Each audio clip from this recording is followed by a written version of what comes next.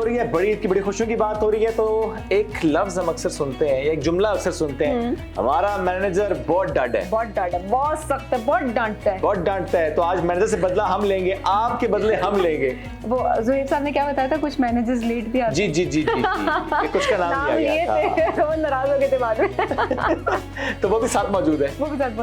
तो सबसे पहले जी राइट साइड से इंट्रोडक्शन के हमारा शुरू करते हैं। हमारे साथ है जी मैनेजर साहिबा आयशा, हमारे साथ है आयशा। अस्सलाम वालेकुम, ईद मुबारक। मैं बिल्कुल ठीक हूँ। मोहम्मद नसीम है इनके साथ जी, अस्सलाम वालेकुम, ईद मुबारक।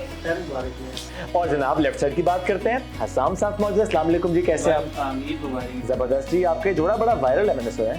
ये खास जोड़ा है, मैंने सुना। ये मेरा निकाह का जोड़ा है। माशाल्लाह, क्या बात है, आपने इसके बाद निकाह के बाद ईद मनाने के लिए इसी जोड़े को सिलेक्ट किया, बहुत अच्छी बात है। साथ मौजूद है उबैद, अस्सलाम वालेकुम, ईद मुबारक। इसी तरह जिस तरह ये इनका निकाह का जोड़ा है, मेरा ये अपनी मेहंदी का जोड़ा है। वाह क्या बात है जनाब। तो रह गए फवाद भाई, आपके कौन सा जोड़ा है ये? बेस कोट मेरे मेहंदी वाला है और शलवार। क्या बात है जी, देखे ना, शादी के जोड़े को अभी तक इस्तेमाल किया जा रहा है। इनका तो निकाह अभी भी हुआ है ना, आपको तो टाइम हो गया होगा शादी को कि नहीं? 1 2 year और जोड़े में पूरे आ रहे हैं, पेट ही निकला अभी तक। चलो जी, ईद कैसी गुजरती है इनकी, इस पर भी बात करनी है, थोड़ा सा इनको अपने तंग भी करना है, कुछ गेम्स भी खेलेंगे, सवाल करेंगे। ईद कैसे गुजरती है ये जल्दी पूछ लेते हैं। आयशा से पूछते जी, आयशा ईद कैसे गुजरती है? ईद हमारी ऐसे ही गुजरती है, सुबह लेट उठ के 1 बजे के करीब जी 1 बजे के करीब तकरीबन हम उठते हैं, सारे नाश्ता वगैरह कर चुके होते हैं। उठती हैं, अम्मी का पहला जुमला क्या होता है? बेटा मुबारक हो, आपकी सुबह हो गई है। सुबह तो ऑफिस में भी हमारी यही रूटीन चल रही है, तो असल में आदत से मजबूर हैं, तो फिर सुबह ईद वाले दिन भी हम लेट ही उठ रहे होते हैं। उसकी बात बताओ, लेट क्यों आती है? बस ऐसे थोड़ी प्रिंसेस वाली फीलिंग आती है, थोड़ा स्वैग आता है मैनेजर वाला। लेकिन आप सुना कि कोई 1-2 हफ्ते से अब टाइम पे आना शुरू हो गई। हाँ, वो थोड़ी सी हमारी बुकिंग्स वगैरह की आजकल जरा प्रेशर था, तो हमने कहा चले अब आ जाते हैं, टाइम पे आ जाते हैं। हाँ, फिर सब देखते भी हैं कि अब ये 1 बजे थैंक यू किसका हो रहा है, तो इस वजह से। तो सुन ले जी सर जुहैब, आप जो कह के गए थे आयशा लेट आती है, आयशा आप लेट 2 हफ्ते से वो टाइम पे आ रही है, ठीक है ना जी। अच्छा जी वसीम, कैसी गुजरती है ईद? हमारी क्योंकि ओबियसली सुबह नमाज वगैरह पढ़ते हैं अर्ली मॉर्निंग में, और उसके बाद जो जानवर की ज़बह करने की जो सारी जिम्मेदारी होती है वो मुझ पे ही होती है। अल्दो भाई वगैरह भी हैं बड़े, बट शुरू से वो रिस्पॉन्सिबिलिटी अबू ने मुझे दी हुई है। आप ही कर लेते हैं? जानवर नहीं, वो तो कसाई करता है। अच्छा। लेकिन जानवर की जो ज़बह करने की जो तैयारी होती है, जगह वगैरह साफ करना, उसको चारा डालना, छुरियाँ वगैरह तेज़ करना, उसका सारा औजार तैयार करना, वो सब रिस्पॉन्सिबिलिटी मेरी होती है। मैं बेसिकली कसाई को असिस्ट कर रहा होता हूँ उसके सारे उस चीज़ों में ना, असिस्टेंट कसाई। कभी लात भी पड़ जाती है? नहीं, मैं दूर ही रहता हूँ उससे। वो कसाई के साथ जो लोग होते हैं उन्हीं को ही पड़ती है, लेकिन अल्हम्दुलिल्लाह अभी तक कुछ इस तरह का वाकया हुआ नहीं। जी जबरदस्त। चले जी, हसाम से पूछ लेते हैं। हसाम, निकाह के बाद पहली ईद? निकाह के बाद तो पहली ईद है, और तरतीब तो जो बड़ी ईद की वो सेम वसीम साहब वाली है। बस उसमें ये होता है कि कसाई का अरेंजमेंट करना वो मैं करता हूँ, लेकिन तकबीर मैं खुद ही पढ़ता हूँ। अच्छा। तो छुरी वगैरह मैं खुद ही फेरता हूँ, बाकी काम फिर कसाई पे छोड़ देते हैं और फिर इधर उधर निकल जाते हैं दोस्तों के साथ। लेकिन इस दफ़ा ईद बेगम के साथ है, तो वो अब हमें सिनेरियो नहीं पता कि बेगम को असिस्ट करना है या कसाई को या दोस्तों को। तो ये 3 तरह की चीज़ें हैं। ये तो बड़ी मुश्किल में जनाब। बड़े मुश्किल है। तो ये क्या फर्क होता है वैसे शादी के बाद की ईद में शादी से पहले? ये तो वही बंदा बता सकता है जो शादी के बाद जिसकी ईद आई हो। अच्छा। ये तो अब हमें फवाद साहब बताएंगे। सिर्फ निकाह हुआ है? निकाह हुआ, लेकिन रुखसती हो गई। अच्छा। तो ये ईद पहली बनती है, बकरा ईद पहली बार फर्क महसूस होगा आपको? फर्क तो आहिस्ता आहिस्ता महसूस हो ही रहा है। क्या महसूस हो रहा है? ये चीजें अब ज्यादा ऑन एयर नहीं हम करना चाहते, क्योंकि ये शो बाद में भी जाएगा वहाँ पे, तो आपको पता है फिर आफ्टर इफेक्ट्स। अब हमने सुना है कि आप पे एक इल्जाम है कि आप कोई आज खास पैकेट बना रहे हैं ससुराल में भेजने के लिए। नहीं, ऐसा मैं तो वैसे सोचा नहीं है अभी तक ये, लेकिन आपने बोल दिया तो मेरा ख्याल है कुछ करना पड़ेगा। मतलब आपने अभी तक नहीं किया? नहीं, अभी तक नहीं। मैंने बेसिकली बड़ी ईद होती है, बंदा कुर्बानी में ज्यादा वो करता है, तो बेगम को हिस्सा जरूर डलवा दिए कि वो ये ना बोले कि मुझे ये नहीं करके दिया तो वो नहीं करके दिया। बाकी ससुराल के मामलात वो करेंगे, अब जाके करेंगे वापसी पे। जाके करेंगे, यानी आप पाकिस्तान की तरह वो ईद दूसरे दिन मनाएंगे यौम ससुराल? बिल्कुल ऐसी, बिल्कुल नहीं मनाया यौम ससुराल। सवाल आपका यौम ससुराल कब होगा? हमारा जो है वो यौम ससुराल ज़ाहिर बात है 2nd डे पे होगा। आज पहला दिन है। तो कितने साल हो गए शादी? मुझे 8 मंथ्स हुए हैं। अच्छा मैं आपकी पहली ईद ही हुई फिर छोटी ईद गुजर चुकी है, बड़ी पहली है। क्या डिफरेंस आया पहले अच्छा। की ईद कैसी थी, अब की ईद कैसी है? पहले की ईद जो थी वो बस सिंगल ईद थी। अभी डबल ईद है जी। अभी ये कि सिर्फ अपने घर, अपने रिलेटिव्स, अपने दोस्तों से रिलेटेड होती है। अभी डबल हो गया जी काम। अभी डबल ना काम सिंगल ही हो, सिर्फ यहाँ से वहाँ चले जाए। नहीं डबल है काम जी। आंटी कहे कि साडा मुंडा ले गए। नहीं इस तरह नहीं है। पहले दिन तो अपने दिन आज गुजर जाएगा, कल का दिन जो है वो ससुराल जाना पड़ेगा, उसके बाद जो है वो दोस्तों यारों को भी टाइम देंगे इंशाल्लाह। जानवर खुद ज़िबा करने की कभी कोशिश की है? नहीं जी अभी तक तो ये स्टंट नहीं किया। ऐसा कोई इरादा तो जरूर है इंशाल्लाह। इरादा जरूर है, ठीक हो गया। उबैद, कैसी गुजरी? आपकी शादी को कितने अरसे हो गए?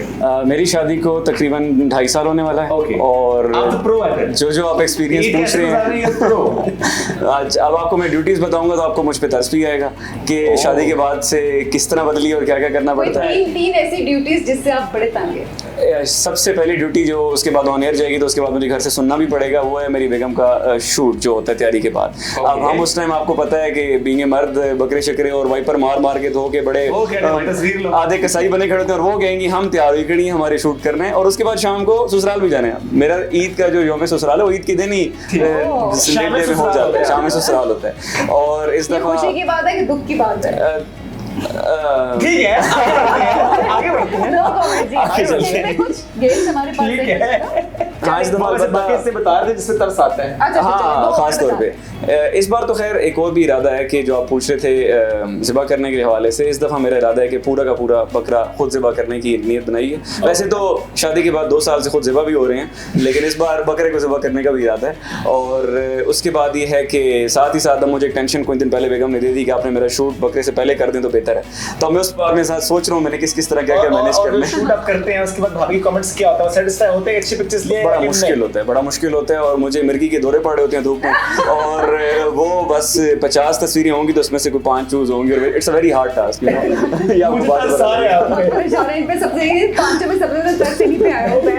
जिनको 2 साल हो गए वो बता सकते हैं। अच्छा जी, मजे मजे की गेम से कुछ एक्टिविटी कहते हैं इनके साथ और जो सही जवाब देगा उसको मिलेगा गिफ्ट, राइट? आपके पास सवाल आते कुछ? मेरे पास है जनाब। सवाल तो बड़ा अच्छा है। ईद को आप 3 लफ्जों में कैसे डिफाइन करते हो? स्टार्ट करते आपने हैं। हैंड रेज करना है, जो पहले जवाब देगा। हाँ, जो पहले जवाब 3 लफ्जों में कौन डिफाइन करेगा? 3 लफ्जों में। ओके। खुशी, कुर्बानी, मिलनसाई। राइट। कोई और जवाब देना चाहे तो? मुख्तलिफ लफ्जों के साथ। खुशी, खुशी, ईदी, गोश्त। खुशी, खुशी, ईदी, ईदी, गोश्त। हालांकि आपके हेल्थ चाहिए लेट उठना, ले जाना, ज्यादा आराम करना और अच्छा काम करना। एक चीज मैंने देखी अच्छी है करनी है। आपस में मिलना जुलना और खुशियाँ बांटना। राइट। गोश्त, कुर्बानी और ससुराल। ससुराल तो मस्त है। ससुराल हर लफ्ज में हर जुमले में आएगा। ये तो तीनों ससुराल कुर्बानी ये होना चाहिए। एक ही बात हो गई, तीसरा भी कि नहीं? वो मैंने उसको कवर कर लिया। अच्छा कवर कर लिया है। कवर पेज था ये। ससुराल कुर्बानी। Cover page. आपके पास क्या सवाल है? मेरे पास एक बहुत अच्छा सवाल है जी।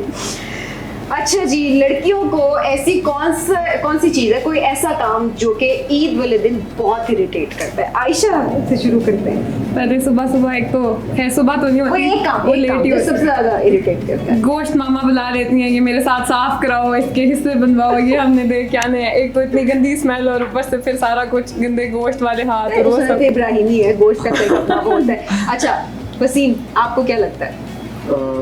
मुझे जो लगता है वो जब तक हार के शाम में जब गोश्त बांटने वाला जो काम होता है ना बाद में, वो सबसे ज़्यादा इरिटेटिंग होता है क्योंकि उस टाइम थक चुके होते हैं और उस टाइम फिर सड़कों पर ट्रैफिक भी नहीं, बहुत ज़्यादा आपकी होता है। बात नहीं कर रहे, हम ये कह रहे हैं कि आपके नजदीक खवातीन को सबसे ज्यादा इरिटेटिंग क्या लगता है? कौन सा काम है जो इरिटेट करता है ईद वाले दिन का? कोई एक काम। मर्द इरिटेट लगता है। वो तो हमेशा ही लगते हैं। खवातीन को मैं समझता हूँ कि खाना बनाना जी जी। मेरा ख्याल है वो जो फोन की स्मेल और जो गोश्त की स्मेल है उससे हसन, हालांकि समाती वही है ज्यादा। वो तो अल्टीमेटली, लेकिन फिर भी उनको ये चीज नागवार गुजरती है कि आज काम करना पड़ रहा है। तैयार भी हैं और साथ ये काम भी करना हाँ, तैयार है और साथ में काम करना पड़ता है। सबसे पहले तो सुबह जब उठती हैं मर्दों के कपड़े तैयार करने पड़ते हैं उनको, उधर से उनकी ख्वारी स्टार्ट हो जाती है बेचारियों की, उनकी भी। और वापस जब हम आते हैं वो खुद तैयार नहीं होती, बुझे चेहरे होते हैं और उनके साथ वो सोइयाँ और इस तरह की मीठी मीठी जो चीज़ें बना के बेचारी बैठी होती हैं, वो ख़त्म ही होता है तो साथ फिर गोश्त तो उनको पकाना पड़ जाता है कलेजी। उनके लिए ज़ाहिर है वो भी थोड़ा मुश्किल होगा। याद वो उनका सबसे पसंदीदा काम है बाय द वे। मेरे ख्याल से गोश्त की कटाई और सफाई ये सबसे मुश्किल लगता है लेडीज को। ठीक है जी, जबरदस्ती चले जी। अच्छा, इमेजिन करवाना है हमें आप सबको, ये मवेशी मंडी है, ये फ्लोर मवेशी मंडी है, तो आप इस फ्लोर का नाम क्या देंगे? डी लेडीज का फ्लोर है और मवेशी मंडी हमने इसको नाम दिया है, नाम देना है, तो क्या नाम देंगे? डील्स मंडी, डीर एंड डीज की डंगर।